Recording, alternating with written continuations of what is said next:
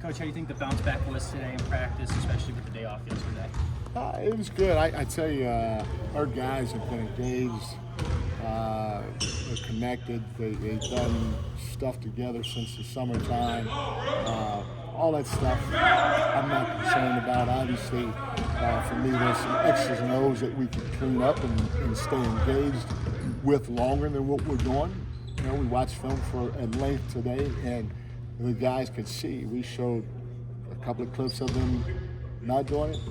We showed a couple of clips of them, and I told them, hey, look, these clips that I'm showing now, they could be a Webster's dictionary defining how we need to defend this action. And so to embrace the little things to where it's monotonous because you're doing it over and over and over and over again is going to be big for us going forward. Like you talk about that, is there, like in games, are you seeing a little bit of focus issue here and there with this, where they're not following through on a second or third action, or where they're missing free throws, and it seems like there might be just a little bit of a lack of focus? I don't know if James, I don't know if I'd call it a lack of focus.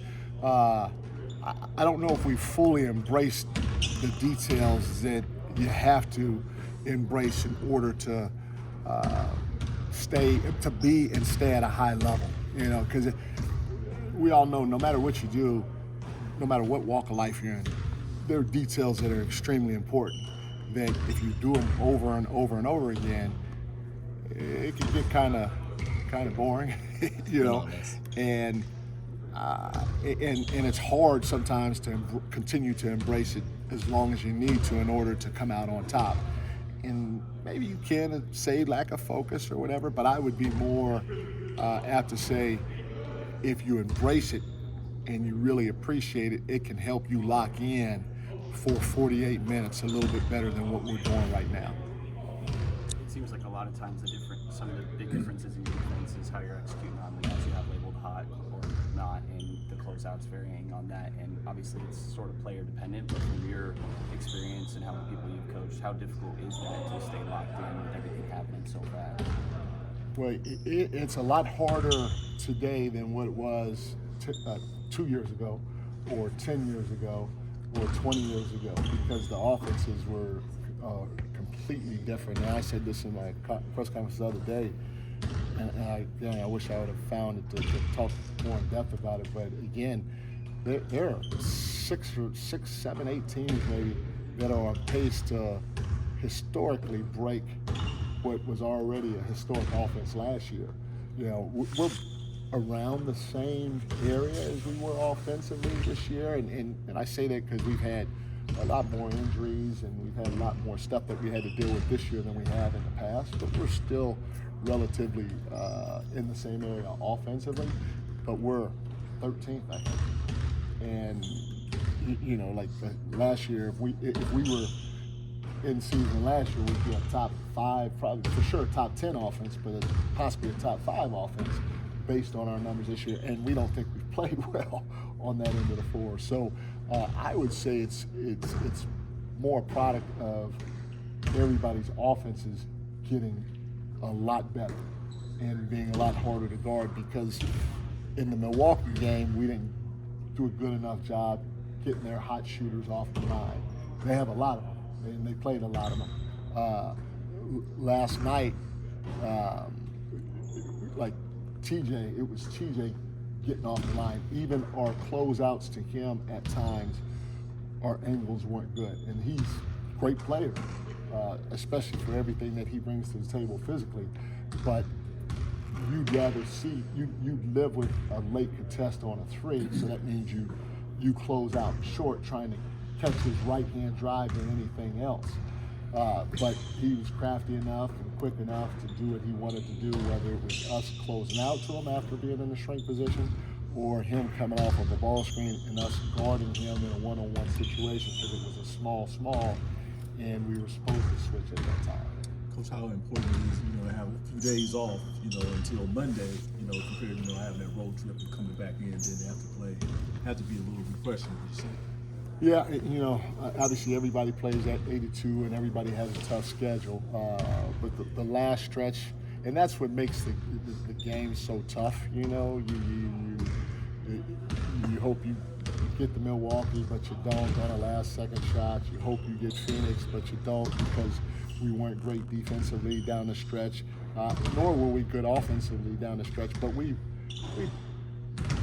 I got to give our guys credit. I can't sit up here and say I'm pissed because we didn't do it. If we would have won both the Milwaukee game and the Phoenix game, I'd have to give them credit for the way that they played, but while also pointing out things that we could have got better in, and we did enough to win both those games. We just didn't close it. And then same with Indiana. I just thought that at the beginning of the game, we gave them confidence.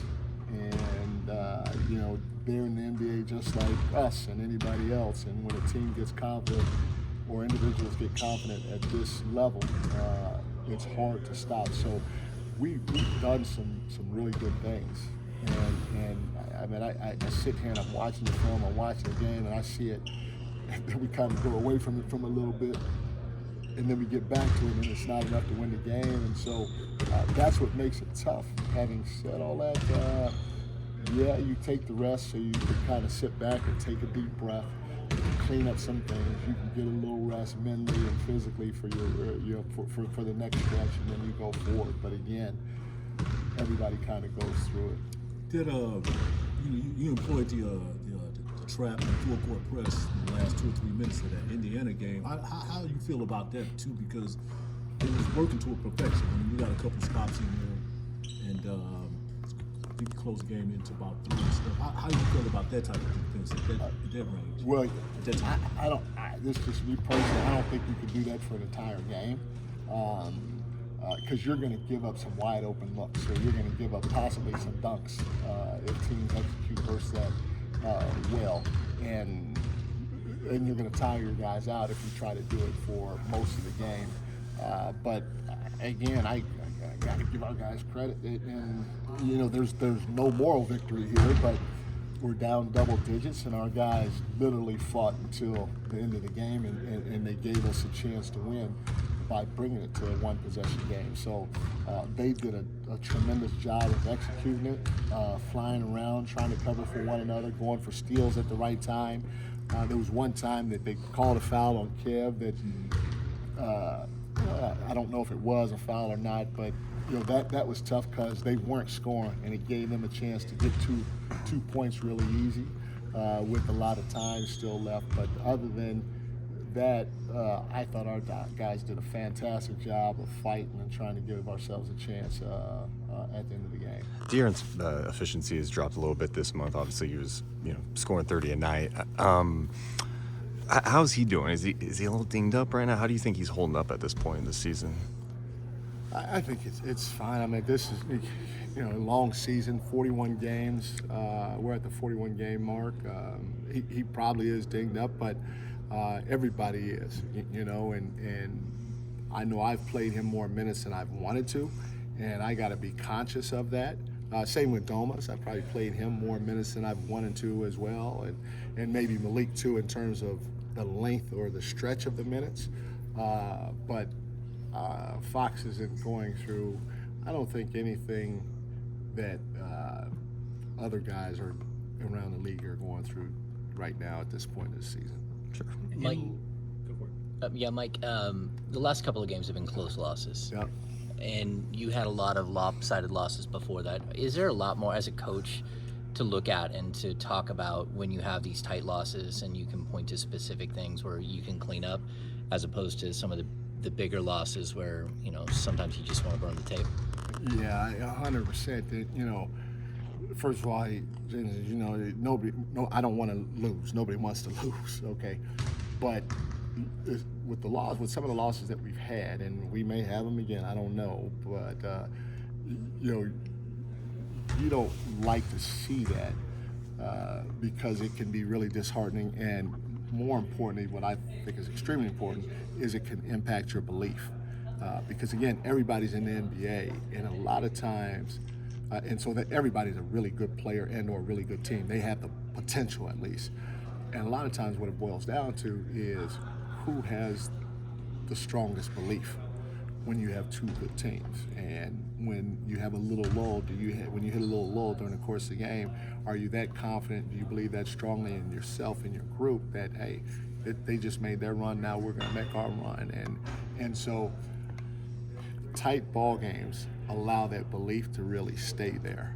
If you continue getting beat over and over again by 2025, again, it's not the end of the world, but it's harder to hold on to the belief that you are a good team or that you have a chance to be an elite team. And that's what bothers me more than anything else in those types of losses.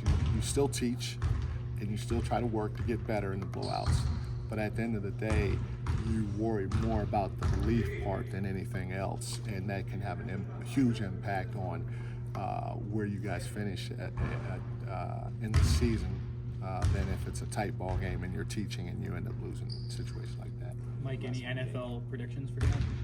I'm heading down there now, baby. I wish it wasn't raining, but it's okay. Let's go Niners. Let's go Niners. Cool. Thank you.